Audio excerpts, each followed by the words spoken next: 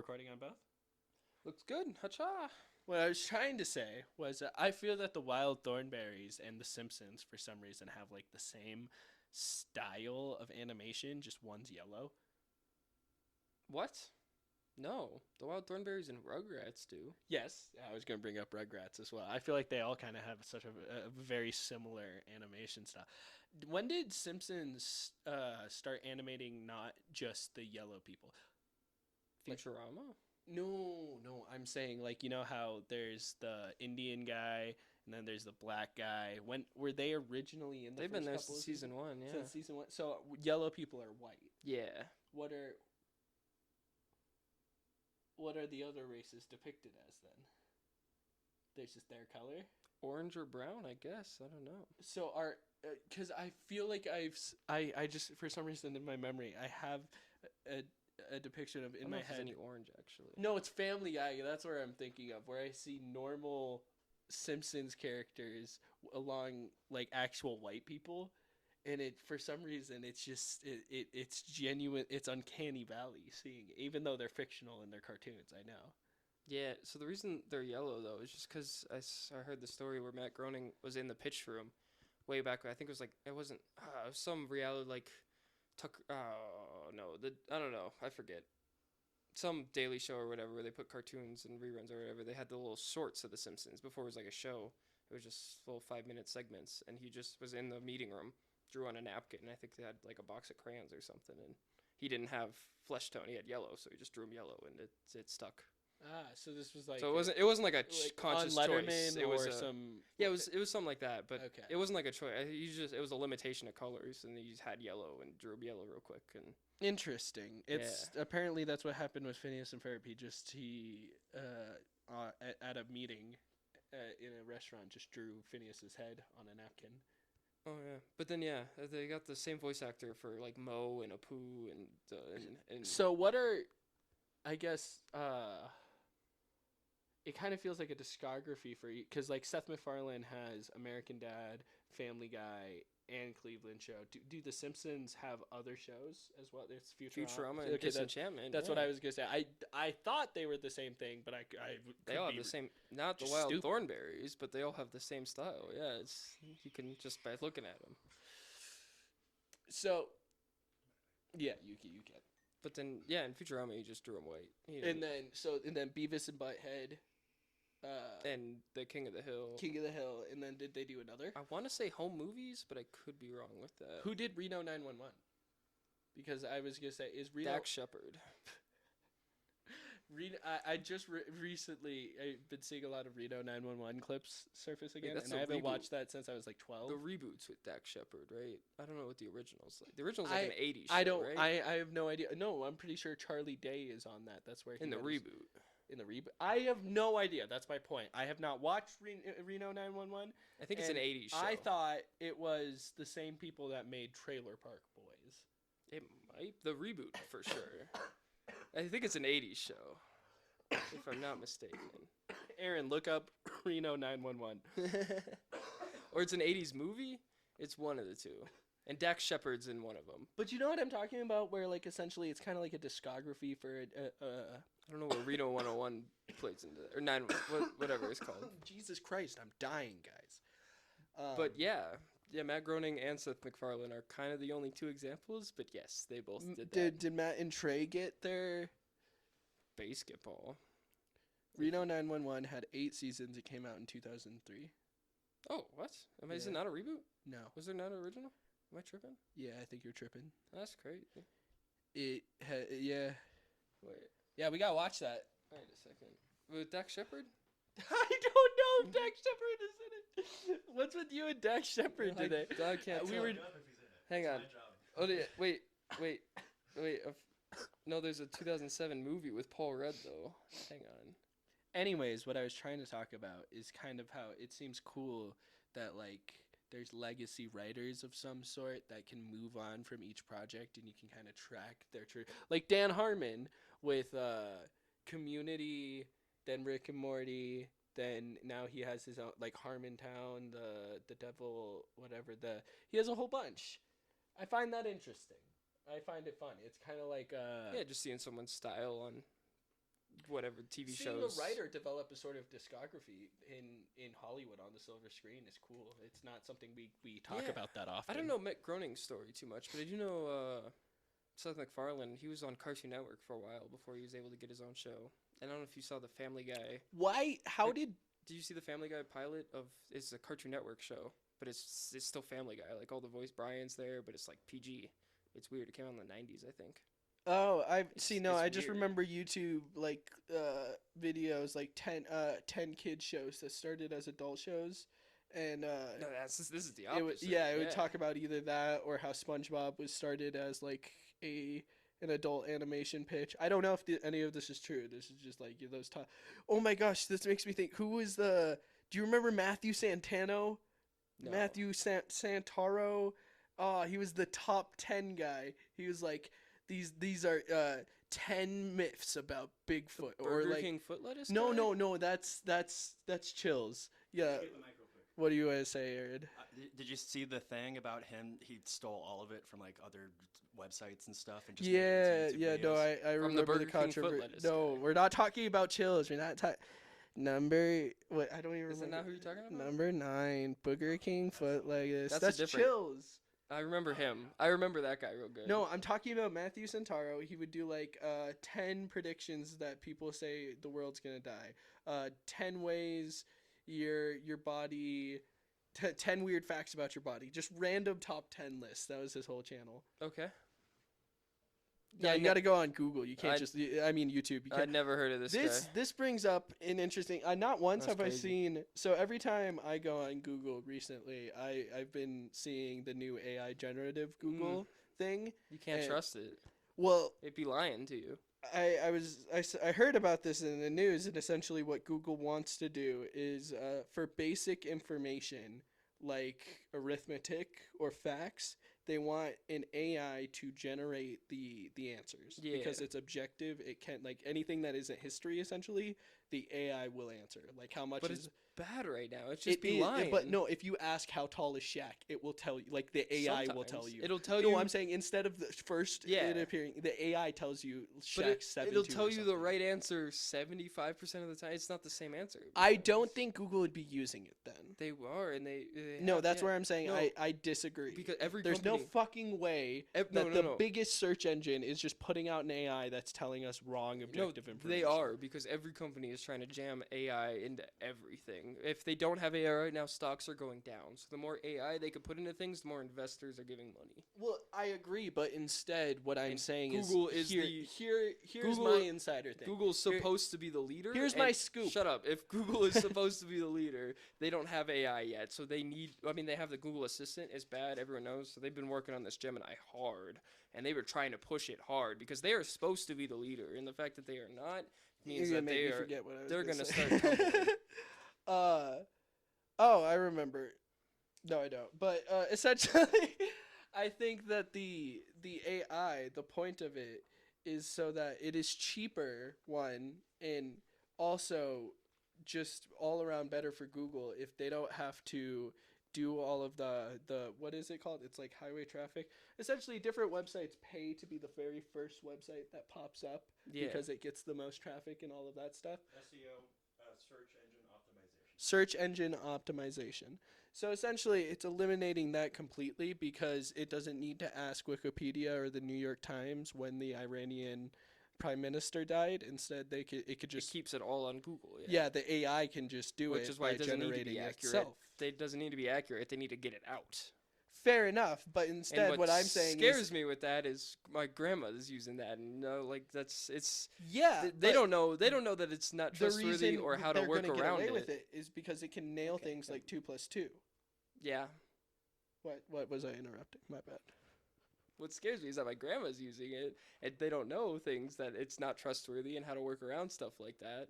So they'd just be taking it at face value, and it's gonna lead to a lot of misinformation. And I don't know. I'm worried about all that. Yeah, but I'm interested to see it because there's no way around us going to it. So instead we either have to teach these old people how to use it or we can I guess try breaking it to make it better. Well, we've done been trying to teach the old people how to use it since like 2012, and they're still getting scammed pretty good. So I don't know. This just makes me think that the next step is like AI boobs. yeah. Have you seen? Wait, yeah. Hold up. Wait, there's Hold up. already AI jerk off material. No. Hold on. Have Aaron, you seen? You don't get the mic. Okay, this is Caden. Real quick, remember Atriox's whole controversy? Yeah, No. Okay. That we're talking about the same thing. Oh my goodness. Okay. Yeah. There's the whole. There's What's the up, Chat Victor? GPT, the new whatever it's called, or what? Open Calm AI. down, guys. Breathe. This is crazy. We're talking about AI titties. No. Okay, Caden knows what I want to say, so I'll let I Caden. just want to talk. I just feel like it's not. I've been told I need to talk more on the podcast, and I'm trying to talk, and I keep getting interrupted. What do you want from? Do you want me to just say okay? I could just say okay. No, if you want. talk, please. I keep getting interrupted No, when I this try to is talk. so I good. don't- I love this. I was just so happy. Yeah, there's the new OpenAI or whatever, and they have a fucking sultry voice. It's an AI sultry voice. Okay. I guess for the people who got no one to talk to, it'll talk back. You can be like, hey, how do I look? And The AI girlfriend. yeah, pretty much. There's her is coming. It's a reality. I'm trying to write a short story about that. About her. It's already a thing. Based off of her, but instead I wanted. Yeah, I mean, I'm I'm surprised. writing there's a only one story thing. about a girl that's in the club scene, and she ends up she keeps like she goes on benders, and her only friend is her AI boyfriend, and then she ends up cheating on the AI boyfriend because of all the drugs in the party scene. Like the Gravity Falls episode. Sure. Seuss. But that is interesting. That essentially like people are out here like having their first girlfriend be an AI. Like, I don't know. It's scary. Yeah, just if you're chronically online and no one to talk to, there's now a oh robot. my god, you know, to talk so to you know and when you were a kid sympathize. and it was the first time you sent maybe like an emotionally revealing text to a girl. Yeah. And it felt really scary Or for her just to open admitting it. feelings and whatever. Yeah. That's gonna happen with AI. There's a kid out there that sent an emotionally revealing text to a robot and was And scared what the robot was gonna say back. I'm sorry, I cannot react to that as I am in a AI intelligence model. Oh, Can you there's imagine gonna be an immoral. you- There's gonna be some immoral fuck that Oh, just yeah, lets that the cap- robot that? I mean, fuck its it patient. sells. It sells quick. I mean, if you want to make money, all you gotta do is make a lonely AI thing and people will buy it up easy. I'm sure. Well, we keep talking about Blade Runner on this podcast, but in Blade Runner, that's kind of like the whole beginning 30 minutes of the Ryan That's what Gosling. I haven't seen it still, but I thought it was a robot love story. Yeah, It's- his wife is just a literal AI, and there's certain things that he is essentially just numb to it. He doesn't want any meaning or it becomes transactional. His wife is there because he has someone to talk to at the end of the day and make him a meal. It's not like any pursuit of romantic desire. Instead, it becomes like almost like the whole point is it's supposed to be some weird satirical robot household Yeah. where you would see like hi, I am the robot husband. Hi, I am the robot wife. But instead, that's just Like the Jetsons. yeah. But one of us is an actual human, and we're okay with being in that relationship. Yeah, I don't know. We're headed for a weird time for sure, and I don't I know. bet you could still nut though. Shit, man. Yeah. You could. Yeah. That's out. I've done it for less. So Real quick, the thing I was trying to say earlier. Well, you know this story, so I'd rather you explain the story because you know exactly the Atriox situation when he cheated on his wife with, masturbating. With the yeah. Do you want me to just say it? What do you think about deep fakes? Yeah. Yeah. Well, no, those weren't. I'm so they sorry, weren't I've just been deepfakes, those were coughing. full videos. They were AI videos. I'm pretty sure. Yeah. Oh, yeah. I guess. Yeah. There's a whole. so what happened? Well, yeah. There's just people who are I don't know, just normal people who aren't porn stars or whatever. There's AI videos where you can just put their faces on porn for mainly female creators and whatever, and it's I don't know, huge. That's been getting shut down, and so many No. people are getting canceled over. Okay, yeah, so it's this the has whole- been like a classic riff, like a gross joke in comedy, but like it's the idea that I wish I could just Google the girl that I have a crush on and just see her naked. And that's just an actual thing now. Oh, People are God, trying. yeah. People just do that with AI. Yeah, with AI, it's unbelievably easy. Oh, and it's not even a disgusting. joke. It's not even a sleazy joke anymore. Oh no. Yeah, it's disgusting. Oh, and dude, there needs people to are be gonna make shame. millions of dollars off of all of these, just these foul nuts. That's all Yeah. it is. It's just dropping seed There for needs to such be an more shame. evil, I feel vile like way. shame is going away with modern times, and it needs to be put back. People need to feel Well, shame for more things. I don't know. See, I was watching The Sympathizer while I'm reading it as well, and there's a scene in it where he fucks a squid because he's masturbating with it, Yeah, and I've seen that one. It's a weird one. and they talk about how he says, I think if more people felt the shame for words like murder, No, he says disgust. or And yeah. that, I agree with that. Yeah, you should feel the same disgust for murder. No, or well, more in disgust. the book he says disgust and shame for things like murder instead of masturbation, and that makes me go like, oh yeah, that's pretty based. But then I also think of like us masturbating to like a render of a render of a render, like it's. Yeah, there should be less shame than murder for sure. No one's arguing that. But shame should still be involved. Shame's still in the play. It's still. I think shame makes it hot. Some people think that, yeah. Okay, so we're gonna move on. The first topic is the Russia drones, which is we've literally reached like Call of Duty Modern Warfare perks in actual combat. Don't say that. No. So what? No. For No, real. Call of Duty is based off of reality. I not know, Vice versa. But it's doing both now because No. in the Ukraine war, No, this they are buying off of like Amazon or You're saying they got Temu. a kill streak? Is that where you're going with this? Wait, yes, they're getting kill streaks, and they are actually having entire wars fought off of drones, where they'll just tie an improvised bomb to a drone, like a Hello Kitty drone, and then fly it over, land it on a tank, and blow it up, and it fucks with the tank's guns, and an actual tank then comes over, blows it up, or a whole bunch of different shit, like where they have, instead of a UAV drone, they just have a little Hello Kitty drone fly over and spot literally everything, and then there's a Minions drone that shoots it down. You see just like a target drone? What do you?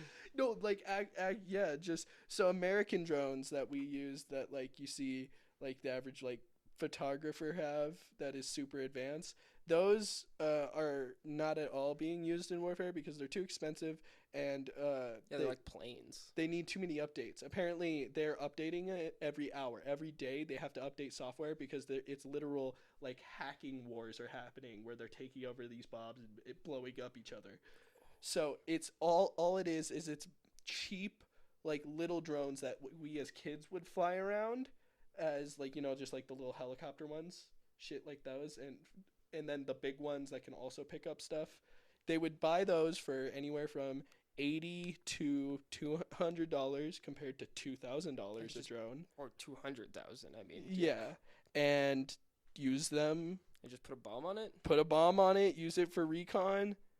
It's. You remember those RC cars with the little joysticks that you twist? They should put bombs on those. I think they do. That's what I'm saying. Modern Warfare has just became like grabbing toys, grabbing the coolest shit possible.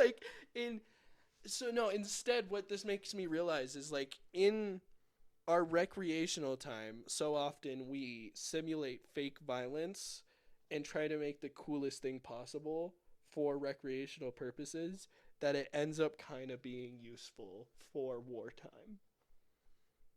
Sure, yeah. You just mean, recreational advances are also useful for warfare? Yeah. Because I feel like most of the time it's the opposite. Most of the time they're warfare advances that also happen to have a useful recreationally, is normally how it goes. Because that's what happened with drones, I think, specifically. It? I'm sorry, I'm talking a lot today. You're good. I don't mean to talk a lot today, but just the one thing I want to say is I think there's... You guys have one drink in you, and all of a sudden the producer I'm takes sorry. you. I know. I think this is the best episode that we've filmed so far. Anyways, I'm cutting that. Yeah, of course. Cut all of this. Cut all of this. You're good. What do you want to say? Real quick, I just want to say there's two thinkers in this world. There is a thinker out there that wants to invent, wants to make cool shit. And then there's another type of thinker out there that thinks for war. And they take those other inventions and they repurpose them. I think that's what's happening, essentially. Well, most of the time it starts with war, like with TVs or whatever. It normally starts with a warfare invention, and it also happens to have a use recreationally. This kind of makes me think of what Louis C.K. said when he was talking about like American history. He says America's made up of cowboys and nerds. You have the nerds that make the shit, and the cowboys that go do a bunch of the cool shit and ruin the things the nerds make, so that the nerds can then go and make a better prototype. So it feels like that's kind of the example here. We do Nitro Circus a couple times, and then we learn like, oh, we can use drones and dirt bikes. I don't know. I think this is the first time where it's ever been recreational first, though. I mean, it's all the other times it's normally war first. Like it's normally that's fair enough. Yeah, fair on enough. on everyone's mind, and then yeah, because that's why we sell since the swords 90s to or kids. 80s or whatever. Yeah, it's all been very recreational focused on toys and. Well, leisure. that comes down to us. Man is monkey, and we're trying to not be monkey. We are dealing with our instinctual urges. Well, I'm just saying. And now we're above them. As unfortunate as it is, war does often lead to the greatest innovation. Yeah, I don't know. It's just tragic. It shouldn't need to be that way, but I think that's what history has shown pretty well. I don't know. Yeah. Well, it's just. Instead, it makes me think about the nerds and cowboys thing. Yeah. Because. Yeah, I suppose. Well, as there is great innovators that are creating things during war, I wouldn't say often the war and the need to win is what creates great innovation. Often, instead, it's the struggle and the need to not lose. No, the extreme chaos. Einstein gave no fuck about the war. He was fleeing from Germany to America. But he still helped out. He did, yeah. But that's my point. I'm saying instead the war has a more overbearing conceptual effect than just the people that are being shot in the land that is being taken over. It affects the culture. It affects like education. Yeah, and I'm saying that leads to the start of a lot of cultures. I mean, yeah. Yes, but the idea of revolution in war times creating greatness is what I think is no, I don't think it creates greatness. I said it creates innovation. But you also said leads to some of the greatest things that has ever came from humanity. It might have been what I implied, I guess. I don't know. Well, what essentially I'm saying... It was unfortunate, too. What I'm saying is, war is fine. The war is great. I'm all here for war. I don't think war is pretty good. I love war. I think all in all, we can innovate just fine without war. I don't think that's the main... Did we switch? Did I just get us to switch? Well, no. I think it leads to some great innovations. I think we can innovate just fine without it, though. Well, this connects kind of really well. So the other thing I wanted to talk about, which was the way art has developed, and just kind of watching it go from just a natural instinct and expression of human to a commodification. Because like with war and everything going hard, in that process, you kind of want to start talking about shit. You want to start selling things or telling a story. And in that process, it creates culture. After war. No, during war. What are you talking about? It was kind of during. Captain America was made during World War II. So was Superman. It starts during. It prospers after. There's always a Renaissance period after the war period. It's never during. No, I disagree. Because, for example, with comics, Joel Shuster... the creator of Superman made it as a response to the Nazis appropriating the ideology of the Übermensch, which is Friedrich Nietzsche stuff. I know I just said a whole comics are probably the only example. Any other example are but music, because of that, painting, they made Superman. Superman, painting, Captain America both blow up. Yes, you're right. Comics are super big during the wartime. Afterwards, then detective comics and other things start blowing up. That's why Batman became a thing. Okay, you're kind of right with comics. No one really cared, though. And with music and art, It's always been Renaissance periods after, like painting art. I mean, Wasn't the Bugle Boy the first song to ever be released? The Reveille, he got a Reveille. He's a big da ba da ba da ba da ba da bee. You know what I'm talking maybe I have no idea. I'm pretty sure that was the Did that very come first out song to in be World like War II? published. Yeah, Or shortly, or or right. or World War One. I'm saying the art and commerce has been deeply connected to propaganda and just the institutions since the beginning of it. Whenever we weren't just dancing around a fire. Or Absolutely, but that was never the focus during war times. You can't argue that it didn't prosper after war. No, instead I'm saying that just the way there's war right now, when in Vietnam in the 60s and 70s, there are people at war, but then there's us, the fucking the Dodgers or kids that are in college that aren't in the military. We still see all of this unrest happening around us, and we want to attempt to express it. Yeah, and that's where it starts. It prospers after. That's what I've been saying. But Jimi Hendrix didn't prosper after he died. He burned bright like a light and then continued to burn into a legend. He was a Vietnam veteran. Was he not bigger when he was dead? Bob Dylan, veteran. Like, Yeah. They weren't making art in the war. yes, they were. That's They were my making point. some of it. It started there. It didn't prosper there. The It war didn't prospered end there, though. I guess. I don't know. They're just their tour ended. But the whole counterculture in general is always right after a war. There's always a Renaissance period after. Well, It's no, never- I agree that for example, the counterculture will die with the war, but instead a new artistic movement will happen out of it. That is what I'm saying. Yeah, but it's always I am saying instead there is a much harder flash of iron happening during war times that is an artistic movement. it's the spark. Is what I'm saying. The fire starts after. Maybe. And, well, because to look at it as, like, a bit of an art history, if we're talking about literally, like, the first records being produced, and that's in the 1920s, then you go into World War II. That's with the development of, like, records. And And so much technology. yeah, was- so, like, Frank Sinatra had the very first album. Which I'm pretty sure that's the one that has Scooby-Doo on it, where Scooby-Doo gets its Yeah. name from. Was the very first album ever released. in like the 30s. Or something. Before yeah. that, it was just singles or compilations of just like different vignettes, and because of that, it led to a large amount of distribution of American propaganda, and a lot like I don't know how artists like Chuck Berry or Rosetta Thorne or early black artists that then went on to create rock and roll ever got their stuff recorded, but somehow the Frank Sinatra records and those early black movements come over to the UK. Well, I mean, Frank Sinatra was very jazz, so it's all in the jazz circle. Yeah, but Gotcha.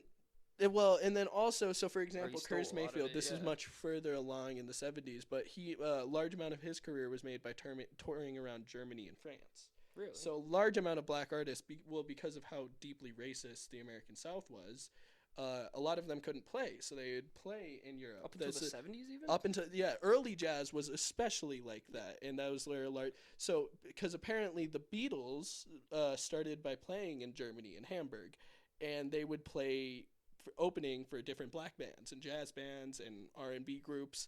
And in that process, John Lennon learned how to write because of his love of black music. And that's kind of me connecting it back to like essentially the wartime and everything of like John Lennon's parents were veterans, stuff, all of that is deeply connected to then this explosion of the youth having not only one, all of the trade that happens during war times, but two, all of the cultural exchange. So then you get things like the Beatles, which leads into the entire counterculture as the Cold War happens, and you could see how it explodes. You know what I mean? Yeah. I don't know. I find that interesting, but I might have just went on an autistic info dump. Yeah, I don't know. it's there's a whole lot of history and nuance to everything. But the next thing we have is fuck Invincible. I wanted to just What the hell's wrong with Invincible? I have Why? one. It's just Spider-Man, but through the like if you take Grant Morrison's early Superman run and then do the freshman class Spider-Man run. That's all Invincible Okay, is. well, I don't know. The writer's too good, but it is Spider-Man mixed with Superman sounds sick as fuck. Why do you guys hate that? It's highly unoriginal, and it's So is praised every idea. constantly for being the only thing pushing the grain and having any sense of originality. And me, someone who has read the source material and the things that it's taking as like straight inspiration, I just see it as like a carbon copy of actual good things, let alone all of the man children on the internet that will defend Invincible like it's like one of the Okay. big three Well, anime. I got a couple of takes on that. Name an idea in the past, I don't know, 80 years that has been completely original. I doubt you can find one. Asimov inventing the word robot. I don't know. Shut up. Nerd. But, and two, all those things have had the same platform and the same opportunity to do things, and they're not regarded the same. No, they haven't. That's my point. So this is gonna They started this as is gonna connect to me shitting on Seth Rogen. They started Instead, as a comic. No. They saw the same amount of, I mean, probably less. Invincible was Image or Dark Horse, whatever, some tinier it's thing. Image, but I some don't tinier remember thing that Chris, probably got. what's his name? I don't remember. Either way, it's a tinier thing that probably got less size on it than DC, and it still managed to grow stronger. I think it speaks more to the good story that it is, rather I disagree. than the hack that you seem to think it is. No, okay. The reason the writer is I need to look this up. Where's my phone? But Chris Claremont? No, it doesn't fucking matter. Yeah. He's just so bitter, it seems, against not only Marvel and DC, that within his universe he is going to write a satirical take that makes it so his way of seeing superheroes is objectively true. And it's kind of the same with The Boys, and that's why I really dislike Seth Rogen, because it comes down to Seth Rogen really likes indie comics. And I also really like indie comics, but because he has such a rage boner against DC and Marvel, he will not ever admit that he is just literally adapting the best runs of DC and Marvel through these shitty indie comics. Because The Boys and Invincible are not as good as the shows that they're running next to. It's just, you can't commentate on the thing that you're commentating on if you are that thing, though. That's my point. Essentially, I'm saying that Seth Rogen it acts like he's like, I'm not like other girls for comics. Mm-hmm. That's my problem with Invincible. Invincible. There's some arrogance. It's a pick me thing. The Boys and Invincible both think they're cool because they have tits and blood. But then DC and Marvel, because they are behind, because so many people think that superheroes are only for children. Same way with like kind of with anime. Anime seemed as like a man children thing. You can't market it to just adults, so you have to make most of your money through kids. So Superman's always going to be rated PG-13. Batman's always going to be rated PG-13. But the comics are capable of actually going. They have depths, and this is where it comes down to maybe I think that people should go and read the source material. They should read The Boys. They should read Invincible, but no one wants to. They want to watch fucking it. Problem. That is my problem. No. You say no. I want to watch it on a cool show. You want to know what's a cool show that already has it available to watch? The Boys and/or Invincible. They did it first. This is why anime has the advantage, because you get to watch an adaptation that is a 1-to-1 adaptation, and once it's if it's done well, it is a 1-to-1 adaptation. Because normally the studios involved are also involved with the writer who is still making the manga. And once you finish the anime, there's probably more manga chapters, so you get to continue the story, and there's no other lore you need to pick up on. The disadvantage of established comic universes, is that you have to know about all of the different reboots, all the different crises, and all the different canons. So obviously... I'm sorry, it's hard to be a nerd. It is! I'm so sorry. Your life sounds miserable. It's sad because it's so much easier for me to convince someone to read My Hero or JJK than it is to get someone to pick up like All-Star Superman or even just Watchmen. Something that is a one story you can read as a I was confined. gonna say, yeah, I gotta argue against Superman, but Watchmen's good. If people should read Watchmen, but the other ones, maybe there's a reason, you know. I don't know. Nah, fuck you, man. I think they've had the same chance to prosper, and you know They have. It's just instead when it comes to people like Zack Snyder, you have people that are out of touch. Oh yeah, you and got a don't- lot of dumbasses running the show there. Yeah, you have people that don't understand the source material, adapting. Oh yeah, these no, if we're talking things. about the DCU, that's worse. I'll give you that. Sure. I'm praying that James Gunn's DC universe is good. I want to like. DC's not supposed to be funny. I want. You gotta make them funny. It's he.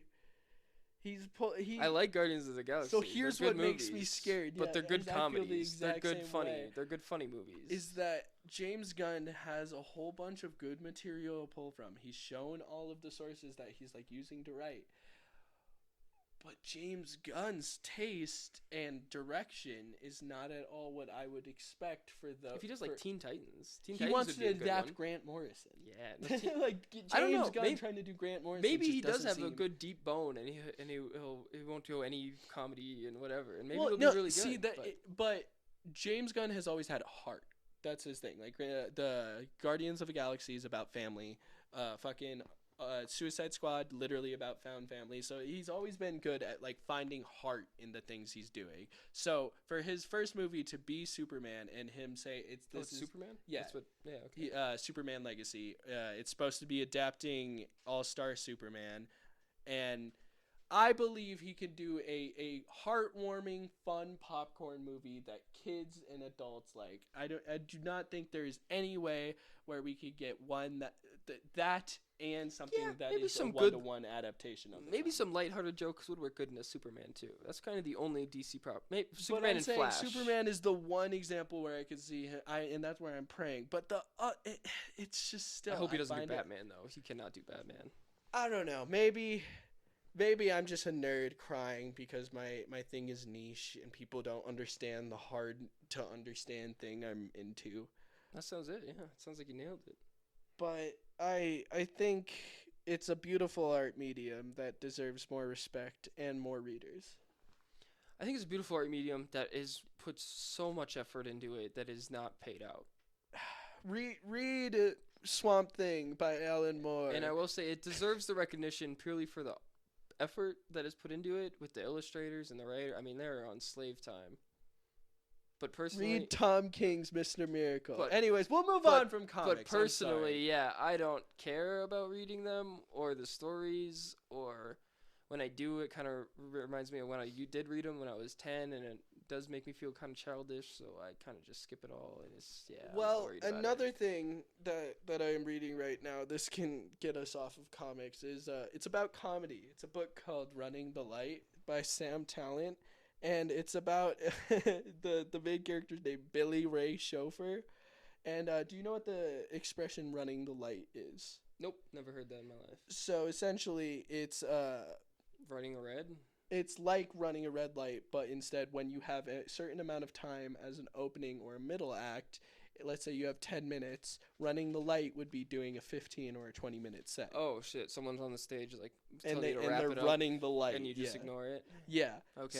So the book is essentially about a comedian that is on his third leg at this point. He has done the middle act, he's done the opening act, he's done the main stage. He at this point has killed it, has been respected, but he is now he's looking for the game in the game. I don't like Sam Talent as a comedian. Fuck you! I love Sam Talent. I don't He think has such he's a very wit funny. and a fun charm that represents the Midwest drawl we I was grew gonna up say, he's with. not the worst. I don't hate him. There's nothing against him, really. He's a good writer. It's very I just fun. don't He- enjoy. Yeah. It opens with him with Billy Ray Chauffeur driving across the Texas desert, and he has to go do a gig, and I don't know, for some reason it literally made me think of what it was like driving across the barren desert that is the plains of North Dakota and going from each little small town, and essentially like the only things that are there are the bars, and you can see an entire ecosystem and like echoes. What? Backcountry. It's not even. It's not. It's kind of like the Fear and Loathing level where you see just like the echoes of the American dream, but instead. I was gonna say that's more deserty. That's a little more Arizona. Yeah, New yeah. That's Mexico, what. yeah. That's the part of the book that Running the Light's talking about. But instead, it makes me think of like what small town America really is like if you drive through fucking Nebraska, Wyoming, or North Dakota, anywhere in the Corn. fucking Midwest. What? Corn. That's about it. Yeah, but Maybe cows. in that Cows and corn. process, you see such a human experience because there's nothing in just all this grass forever. Except the that gas station. At this gas station, you meet such worn characters that are, I don't know. It's different from when I would go in North Dakota and I'd be in towns like you've never heard of, like Reeder, Hettinger, or fucking Scranton. I feel like I see a time capsule of like 1970s, 1980s America. I don't know about that old, but yeah, I think it's just known that small towns are at least 20 years out of date. Yeah. And in the process, you ain't gonna find no chip. What I or see what is are they? like The tap pay things at no small town gas station. I don't know. I'm essentially describing such a disconnect between the larger metropolitan and even city, like us growing up in a relatively small town of like 30K. Yeah. That felt like a big city after traveling from a town where there's 500 people or maybe only 50 people. And being in those towns... Well, I mean, yeah, you could see it with the numbers. 500 compared to 30,000. That'd be pretty... Yeah, but it's a big number. In the process, you see how things like cults... 30,000 to 3 million. How cults can take over entire towns. Because each of those towns are just a little village. Everybody knows everything about each other. It's a community. I mean, yeah, it's... And I feel that it's such a different experience. And then when the cult starts, if you get half of them, the other half is going to feel left out. So then more people will start joining. And once you're the only person not in the cults, I mean, all your friends and your family, everyone you know is in the cult. I'm in this small town. I might as well join the cults. I don't know. It's just all of a sudden, Smallville, USA, Friday Night Lights, the idea of like a football game meaning everything makes so much more sense when that's literally the only sense of community that there like is. Every Friday there's the basketball game and then there's the football game during the fall. Of course that's all everyone can fucking care about, to the point where there's like people that are getting in fights and almost killing each other. Well, it's the only thing to do, yeah. But it doesn't that microcosm represent a macrocosm? Like, the idea that how there is so little to do in this large fucking frontier that a fucking ball game will be enough for us to kill each other over. I don't know how many people are killing each other over it, but yeah, I don't know. Why is boredom such an issue? Boredom's always looked at as like this main issue. I don't think boredom is... Well, I'm not talking about boredom. Instead, I'm talking about a lack of experience. That's what it is. Because if the only sense of community you have is just like... It's not a bad thing. But you're looking down on it. There's no reason to look down on it. I'm not. I would say I'm not looking down. I honestly have some sort of reverence or like romantic feeling when I go back to small town America. But yeah, also... it's nice. There's no... There is a very melancholic sadness. There can be. I don't know. You and me as well look at it as there's something to miss out on. But there's plenty of people that... I mean, there's a million things to do. You can... Retire to the farm. I'm just saying, you can be learning the whole time. You can be doing new things every day. They're just different new things to what we want to do. You know, there's a new way to till the soil type thing. Like, but what we were talking about earlier, that spark that gets derived when society and civilization's running so hard and wars going, it feels like you're incapable of sort of having that when you're in the middle of nowhere. Well, yeah, because you're not really a part of it.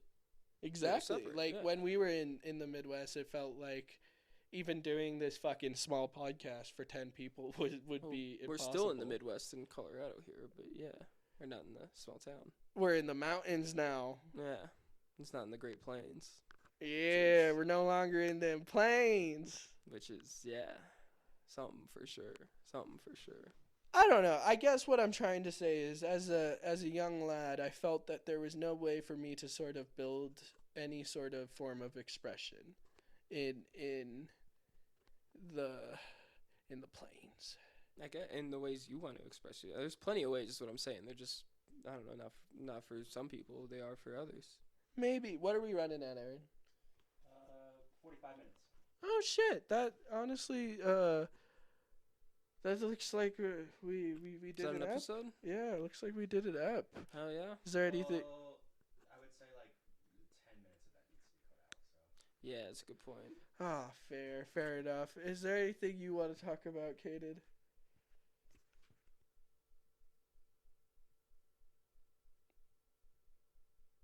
No, not really. I got you. Okay, I'll go to the list. Don't worry.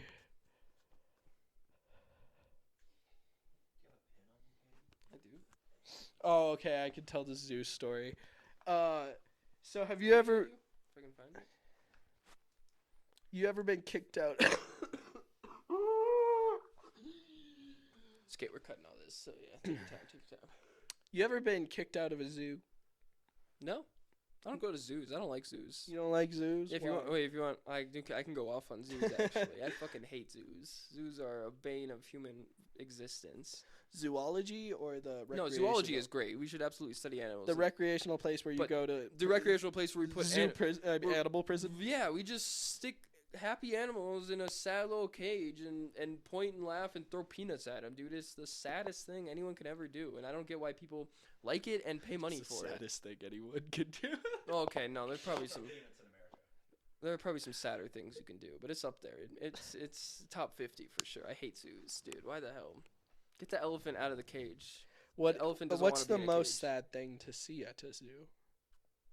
Lions, tigers. I don't know, man. Dude, they're so sad in there. Look at them. They just lay down. They want to die. They're just waiting for their next meal. They're fine with getting laughed at. I mean, you know, it's just sadness in their eyes. I hate it. I hate zoos. I feel like birds, the ones that just get to walk around. Yeah, you know what? Zoos for birds are fine.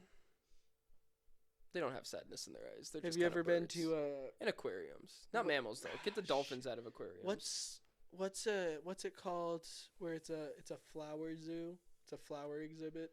It's a garden? Conservatorium. Botanical gardens? Botanical gardens. Yeah, those often have Those like are a cool. butterfly exhibits. I was gonna say and things stuff without like that. sadness in their eyes. Those are fine. I don't mind. Put a caterpillar behind a cage all you want. Well, when I was a 5-year-old lad, You got kicked out of a zoo? I got kicked out of the zoo. It was kindergarten, maybe first grade. We were on a field trip to the capital. The kindergartners were going to go to the zoo. Me, I brought my ice dragon toy. It folded its wings into a ball. It made like this cool dragon egg. It was the coolest thing ever. I couldn't stop playing with it on the ride up there. And we got inside the zoo. We went around. I saw the birds that would be out, like a fucking peacock or something. I tried catching a peacock because I thought they were like out. So me and my friends were like trying to catch them and get them like to the zookeepers. They're like, please stop. And in that process, I found a hair tie, like a rubber band, and I kept shooting it at my friends. And as we were walking around, I discovered that this hair tie was my new favorite toy. And we went to the goat exhibit, and at this goat exhibit, it was like honestly a little higher than this table. Like it was tall enough that me as a 5-year-old I can easily step over and crawl into it. So I was shooting the rubber band at my friend, and in the process, I shot it over the fence at a goat. We all laughed, and I said, "I'm gonna go get it." I went in. I picked up the rubber band. You're able to go. It's like a petting zoo, isn't it? No, it's not a petting zoo. Oh. It is not a petting zoo. We are just at the normal I zoo. was going to say, there's normally like a goat petting zoo where you No, can go pet the no, goats. you're not supposed to pet the goats. They I don't want see. us to pet the goats. Oh, okay. I in the process, I pick up the rubber band. I could have been in and out. No one would have seen. But then I started dancing with the goats and trying to wrestle them. And I was like, I don't know, I was Were like you- twerking in front of did the you not have- goats. Where were your parents? We were on a field trip, Caden. Oh, So then a teacher runs up and sees me that because apparently a manager grabbed her, and they get me out of the goat pen, and they send me back to the bus. I had to wait on the bus for the next 2 hours while everybody else was hanging out at the zoo. it sounds like you deserve it. Yeah. And I played with my dragon toy. You were making the sad animals sadder, man. What were you? That's. I mean, yeah. As a little 5-year-old, it sounds like you deserved it. I don't know, I don't know what man. to tell you. I just wanted my toy and then to play with the goats. And you were a nuisance in the problem. I don't know. I don't know how that works. It's crazy. Yeah, sometimes That is just being a 5-year-old, though. It's kind of hard not to be a nuisance. sometimes you just want to see the world burn, and no one else wants that. But What are you, the Joker? my needs matter. What are you, the Joker? What the hell is this? What? Alfred says that. Oh, does he? That's Yeah, the Joker? Alfred says that about the Joker. Oh, Yeah.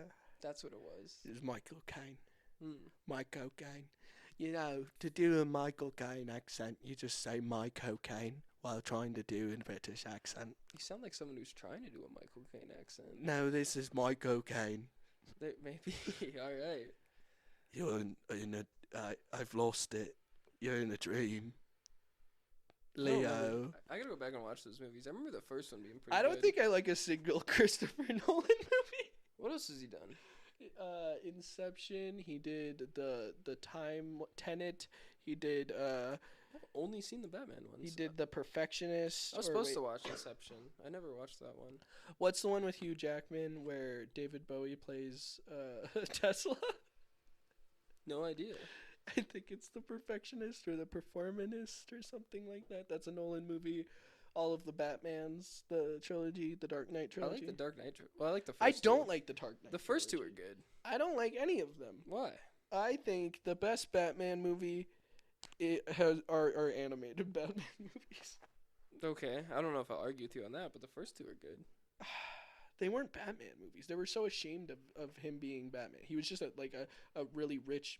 Like, if you took away the ears and took away the cowl, he wouldn't be Batman. Is kind of what I'm saying. Maybe. Why'd they make him so lame though? I mean, his voice is it's pretty cheesy. Because- and they gave him such pointy ears. Like they tried to make him a little silly looking. Until like the MCU, we were pretty ashamed to have just comic accurate superhero costumes or be a superhero in general. Well, that's fair though. You seen the original Wolverine costume? It's fun in comics. It's fun in comics to see a real man wear that. It looks really good in Deadpool 3 trailer. In Deadpool 3 They changed it. sounded. They changed it a little bit though. It's not the tight blue speedo with the skin tight black and yellow I feel like you leopard can print. make it work. You gotta change it a little. You can do the cool The color camp scheme. can be cool. You can do the cool the camp can be campy, and you can lean into it, but you can't make it cool. You can make it cool. That's where I would love to see someone try. It'll be funny. It'll probably be a good, silly little Do you think lighthearted Deadpool 3 is family going to movie. be good? I think it's gonna be pretty good. Yeah. That's one you'll go back to see. I don't know how Ryan Reynolds has stolen my heart so much, but he stole my heart. Yeah. Yeah, Yeah. I would say a lot of people. I don't trust that know. guy. Maybe I feel like he's a little hack, but also like he doesn't try to not. He's Well, he's definitely a hack. He does the exact same thing for all of his Have you seen his ads? They're the same. It's all, hey, I'm Ryan Reynolds. I'm going to do this funny thing. You're going to buy it, you dumbass. It's always that. But you know Yeah, what? but I he- keep eating it up. and he it up. also he's pretty open about it. So it Mhm. feels like It doesn't feel like he's we're a being... salesman that's open about being a salesman. Yeah, so so we're that's the not- one you give your sale to. So we're not being lied to. Yeah, we know what it is, and we're buying it. Yeah. He did it. Well, folks. Sorry. Buy Mint Mobile. Sorry.